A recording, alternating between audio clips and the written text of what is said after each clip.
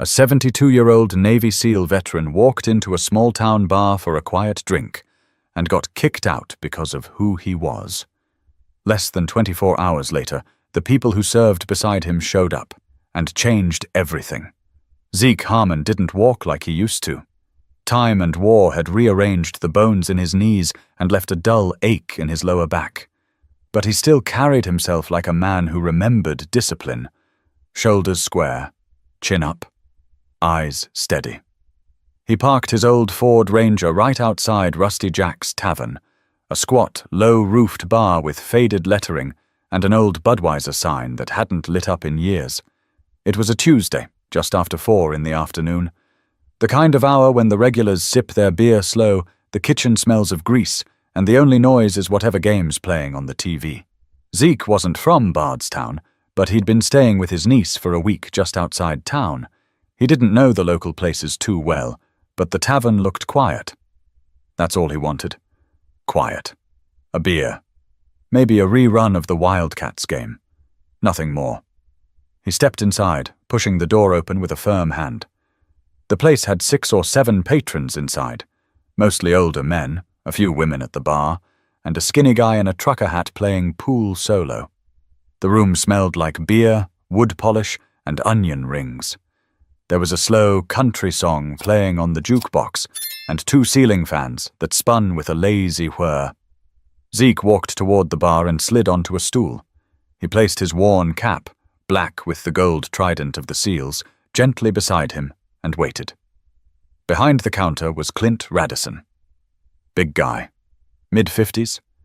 Beard trimmed sharp, but eyes that always looked like they were squinting at something they didn't like. Clint had owned the bar for nearly a decade. Locals said he got more bitter every year.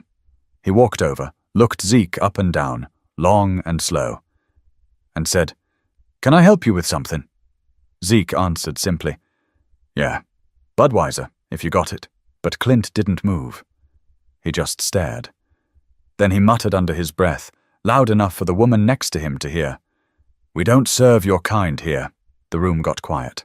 The pool cue stopped mid-shot. Someone cleared their throat. Zeke turned slightly, eyes narrowing, like he wasn't sure he heard right. "Say again," he asked, calm but firm. "You heard me," Clint said louder now. "Don't care who you were or what war you think you fought. We don't need problems here." Zeke looked around. No one said a word. The air felt thicker. One of the waitresses, young, maybe 19, stared at her shoes. Another older man near the back set down his glass gently, like it might shatter if he made a sound. Zeke stood, slow and steady. No rush. His cap in one hand. He didn't shout, didn't push. He just looked Clint in the eye and said, "I've bled for this country. More than once. And it damn sure wasn't for people like you." He turned and walked toward the door. Someone near the jukebox whispered, "That guy's a SEAL." Another voice, older, replied, "He was a SEAL. Ezekiel Harmon. That's him." Zeke didn't stop. He pushed the door open and walked out, the screen door slapping shut behind him. As he stepped back into the sunlight, he didn't look back once. But Clint did. He watched from behind the bar, jaw tight, fingers gripping the edge of the counter. One of the old guys near the pool table finally said, "That man's got more honor in his pinky than you'll ever have behind this bar." But Clint just barked, "Anybody got a problem? They know where the door is." Outside, Zeke climbed into his truck. He didn't cry, didn't curse. He sat there a moment, breathing slow, hands on the wheel. It wasn't the first time he'd been treated like that, but it still hit like it was.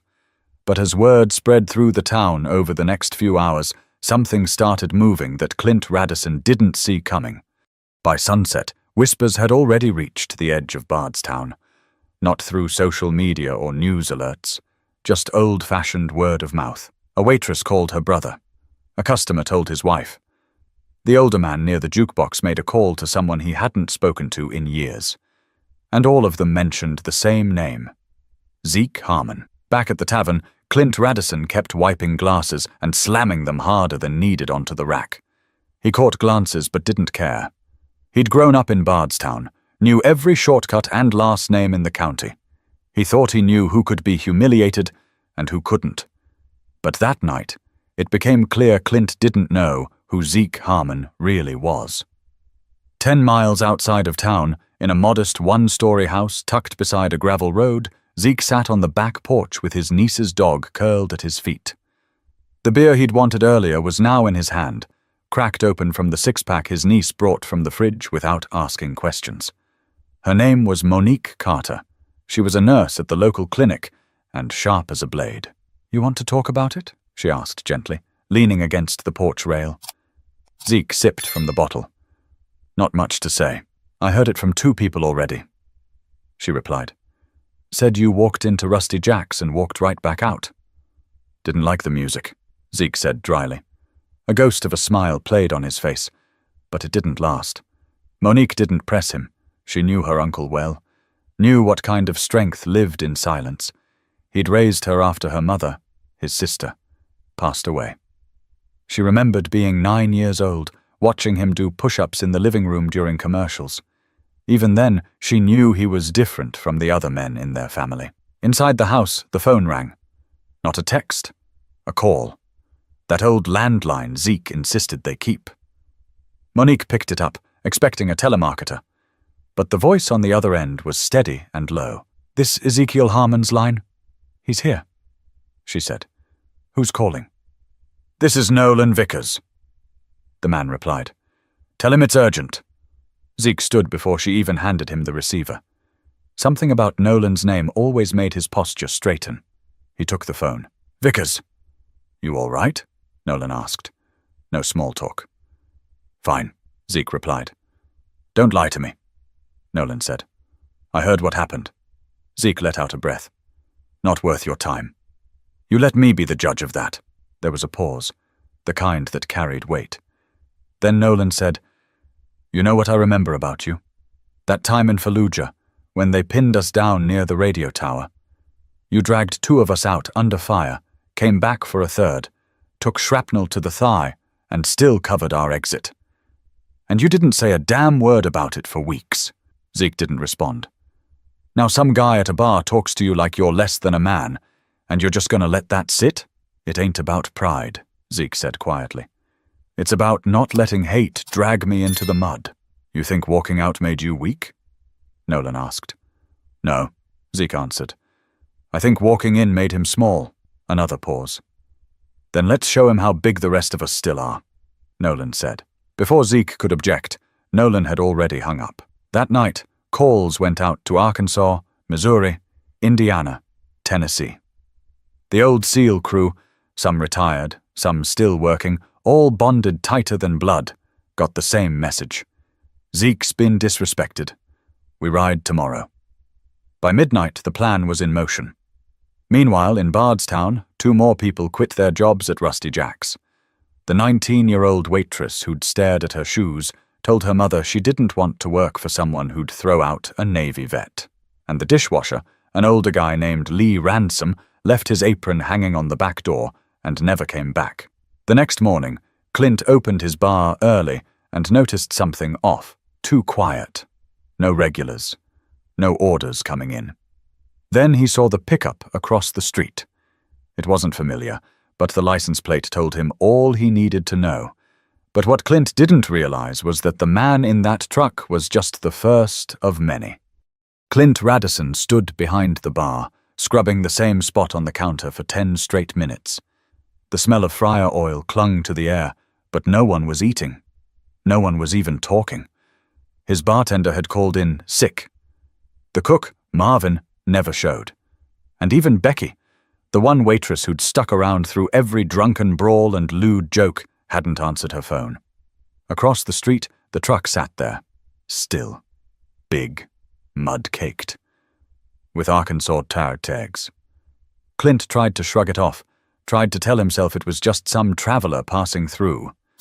But something about the way it didn't move all morning made his chest tighten. He poured himself a coffee he didn't want and took it to the back office.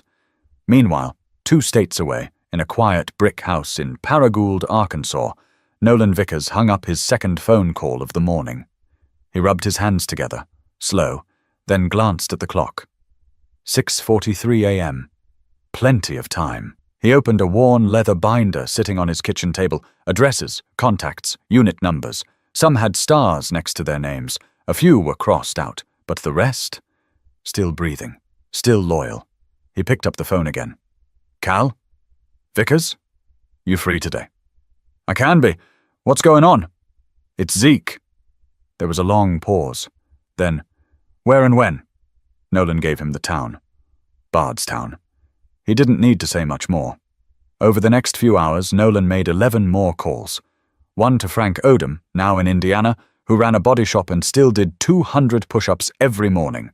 One to Terrence Boone, who'd lost half his hearing but never missed a fight. Another to Ray Gutierrez, who taught firearms safety in Knoxville and kept every one of their team photos on his garage wall. Every man had his own life now. Some had wives, some lived alone, some had bad knees or stents in their hearts. But every single one of them asked the same thing once they heard Zeke's name. You need me there? By mid-morning, Nolan's truck was packed. He slid his old Seal Trident into the dash, the same way he always did on the rare days he needed to remember who he'd been. As he backed out of his driveway, his wife, Annette, stood on the porch in her robe, arms folded. You bringing a gun? She asked. Nope, he said. Don't need one. She nodded. Tell Zeke I said hi. Down in Tennessee, Ray Gutierrez locked the front of his range and put up a handwritten sign that read, Closed for Brotherhood. Cal packed a bag, grabbed a canister of pain cream for his knee, and threw it in the back seat. Boone, who had just made pancakes for his granddaughter, kissed her on the head, told his daughter he'd be back tomorrow, and pulled his leather vest from the closet. One by one they hit the road. Some drove alone, others with a co-pilot. A few brought their dogs, mostly big mutts with names like Duke and Roscoe. They didn't blast music. They didn't call ahead. They just came. Meanwhile, back in Bardstown, Zeke sat on the edge of Monique's couch, one foot tapping, the other stiff. His hands were calloused, folded over his lap. You knew they'd come, Monique said, handing him a mug of coffee. I hoped they wouldn't, Zeke said, then added, but I knew they would. He looked out the window, scanning the horizon like he used to back in Kandahar. Quietly, thoughtfully. I didn't ask for this, he said. You didn't have to, Monique replied. They remember. That matters. Zeke didn't respond. But deep down, it hit him. He hadn't been forgotten. But as trucks started pulling off the highway and creeping down Main Street, even the townspeople who had stayed silent the day before began to realize something bigger was brewing. By early afternoon, the weather had turned strange. The sky hung low over Bardstown, like it hadn't decided yet whether to rain or just stay grey. But down on Main Street, no one was thinking about the sky. They were watching the road. The first to arrive was Nolan. His truck pulled into the small gravel lot behind Rusty Jack's and sat there like a monument. Then came Frank in his Dodge Ram, followed by Ray, then Boone. Some wore vests. Some wore denim jackets with faded patches. Some wore nothing but old jeans and t-shirts. But every one of them carried the same quiet look, the one you earn when you've faced things most men wouldn't survive. By 2:15 p.m., there were 10 vehicles parked nose to nose across from the bar. 2 motorcycles, too. Terrence always did prefer the open ride. Locals peeked from their storefronts. The man who ran the hardware store next door came out, wiped his hands on a rag, and said under his breath, Ain't seen nothing like this since the parade back in '91. At the gas station on the corner, teenagers stopped pretending to be on their phones and just stared. A few took pictures, not sure what they were witnessing. Inside Rusty Jack's, Clint was pacing. He'd already heard from a regular who stopped in just to say, You pissed off the wrong man, Clint. Now he kept glancing out the window every few minutes, pretending he wasn't. His hands shook when he refilled the ketchup bottles. A customer tried to strike up small talk about the baseball game. Clint didn't answer. At 2:35, the door to the bar opened. Nolan walked in first. He was a large man. Not bulky, just solid, like a wall that had never crumbled. Hair cut close, boots worn but clean. His eyes scanned the room once, then he walked straight to the bar and sat. Frank followed, then Boone, then Ray. one after another until 9 of them were seated, every other bar stool filled. Terence leaned against the jukebox, arms folded. 2 more stood near the windows. The room had gone quiet again. Nobody said a word. But no one left either. Clint came out from the back with a dish rag still in his hand. He froze when he saw them all seated, like he wasn't sure if he was supposed to run or serve them. Nolan looked him in the eye. 10 Budweisers, he said, calm as Sunday morning. Clint hesitated. His jaw worked like he wanted to speak, but nothing came out. Then, slowly, he reached for the taps. Each pint landed on the bar with a soft thud. Boone picked his up, took a sip, then turned slightly and said loud enough for the room to hear, "Funny. Didn't know this place served our kind anymore." The bar stayed silent, but the point had landed. Clint didn't respond. His face was flushed now. Embarrassed? Angry?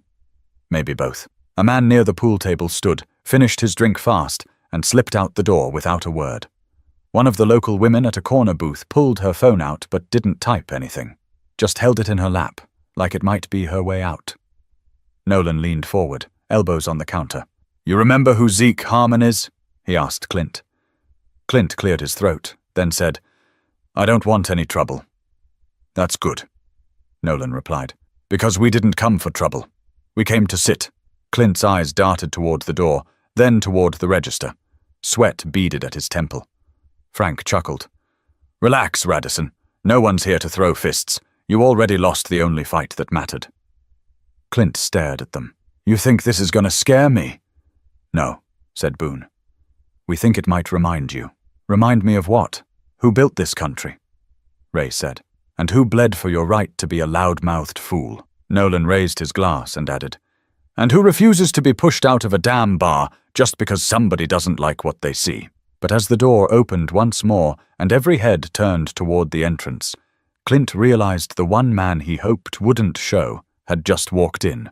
Zeke Harmon stepped inside like he had nothing to prove, because he didn't. He wore a simple button-up shirt, sleeves rolled just below the elbows, and dark jeans that hung a bit loose over his boots. His seal cap was back on his head, bent slightly at the brim the way he always wore it. No flash, no attitude, just presence. The room didn't go silent. It was already silent. He scanned the bar once, didn't need to count the men lined up across the stools. He knew them by feel, by the way they breathed in rhythm without trying, by the weight in the room. His brothers were here. Clint Radisson took a step back, just instinct. Not fear exactly, but that twitch that kicks in when your confidence meets a wall you can't bluff your way around. Zeke walked slowly. Each step had purpose, not for show, but because his knee wouldn't let him move fast even if he wanted to. He passed the booth where a man pretended to look at his phone, past the woman who suddenly found interest in her drink, reached the bar. He didn't sit. He stood behind Nolan and said, "You didn't need to do this." Nolan looked up at him. "We know." Zeke glanced at the others. Terence gave him a nod. Boone tipped his glass. Ray didn't say anything, just raised his beer slightly, then drank. Zeke turned to Clint. Locked eyes with him. No rage, no loud voice, just quiet steel. "You remember me now?" he asked. Clint tried to smirk. "You made a scene yesterday." Zeke raised an eyebrow. "You threw me out. I run this place. I decide who stays." Zeke leaned on the bar, not to challenge, just to steady his knee. "You ever serve?" he asked. Clint scoffed. "Don't need to have worn a uniform to be a man." Zeke nodded slowly. "Fair. But you sure as hell should know how to respect one." Clint looked around, noticed every pair of eyes locked on him. No backup, no staff, no one to buffer his ego, just truth pressing in from every angle. Ray broke the silence. "You looked at that man and saw skin. We looked at him and saw blood spilled for us." Frank added, "We've all been under fire. We've all been hungry, dirty, and cold. But the one thing we never tolerated? Disrespect." Boone leaned forward. "He dragged me out of a river in Iraq, shot in the leg, bleeding out. You think I'm going to let some bitter bar owner tell him where he can sit?" Terence shook his head. "You're lucky this is all that showed up." Clint stiffened, still trying to hold on to whatever pride he had left. You came to shame me? What's the point? You think I care what a bunch of washed-up soldiers think? Zeke didn't blink. No, he said quietly. We didn't come to shame you. We came to remind people watching that silence doesn't mean approval, and that respect is earned, but also defended. He stepped back, looked toward the exit. I'm not staying. I've got nothing to prove to you. But you'll remember this day, because one day, someone might treat you like you treated me, and you'll know exactly what it feels like. He turned and walked out. No one followed him. Not yet. Clint didn't say anything. Just stood there, face flushed, the echo of Zeke's words hanging heavy in the air. Nolan finished his beer and stood. Then Frank. Then Boone, Ray, and the rest. They didn't throw chairs, didn't slam fists. They just filed out one by one, their footsteps the only sound in the room. A woman near the corner finally whispered, "That man saved lives." No one answered her. There wasn't anything left to say. But outside, as the men gathered around Zeke, something deeper settled. Not revenge, not anger, but a quiet satisfaction that the world had been reminded what brotherhood really meant.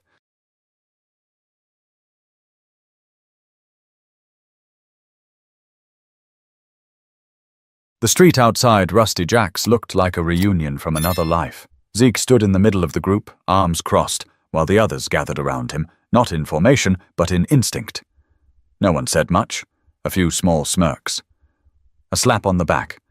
Nolan passed him a bottle of water like they were in Kandahar again, cooling down after a long op. Zeke cracked it open and took a sip. "Didn't expect this," he muttered. Terrence laughed. "You think we were just going to let that slide?" "You know I wasn't looking for backup," Zeke said. "Didn't come to back you up." Frank cut in. "We came to stand beside you. Big difference." Boone leaned on his cane and squinted toward the bar. "Place looks smaller now, don't it?" Zeke chuckled under his breath. "Maybe it always was." They stood like that for a while, not moving, letting the town see. People from nearby shops had stepped out quietly. A few filmed, most just watched. They weren't cheering or waving flags. They were witnessing. Zeke's niece, Monique, pulled up in her Civic, parked crooked, and stepped out with that familiar look. Half pride, half warning. "You good?" she asked. "I'm fine," Zeke said. She looked at the others, gave a small nod of thanks, and stepped back, arms folded. Nolan looked around. "You sure you're done here?" Zeke stared at the bar's faded front. He could still see Clint's face from earlier. The pride, the panic, the weight of being exposed. "I walked out yesterday," Zeke said, "because he made me feel like I didn't belong." Nolan nodded slowly. "And?" Zeke turned to face the doors again. "I think I'd like to walk back in. This time, on my terms." Ray opened the door without a word. The creak of its hinges broke the still air. Zeke stepped forward. Inside, Clint had just finished pouring himself a drink when the door opened again. He looked up, and for a second the world narrowed. Zeke walked in alone this time, not flanked by his SEAL team, not escorted by brothers. Just one man walking into a room he'd been told he didn't belong in. He didn't sit, didn't approach the bar. He stood in the center of the room, scanning the faces that had stayed. Fewer now, but enough. "I was born in 51, Zeke began. Joined the Navy at 18, became a SEAL at 23, served in 4 major operations. Lost friends, lost blood, lost time." Clint stood frozen behind the bar, unsure of what to do with his hands. "All I wanted yesterday was a beer," Zeke said. "Not a parade, not a thank you, just a stool and a TV and a cold drink." He let the silence stretch. "When you looked at me and told me to leave, you didn't just see a man. You saw a reason to hate. You thought I wouldn't push back." Clint said nothing. "You were right," Zeke continued. "I didn't. Because I've fought harder fights than you'll ever know. I don't need to swing fists to remind someone what they are." He paused, then looked around the bar. Not just at Clint, but at the bystanders. "Some of you stayed silent yesterday. Some of you spoke up today. That's the difference a night can make. That's the difference memory makes. Zeke adjusted his cap. I'm not here to change your mind, just to make sure you remember mine.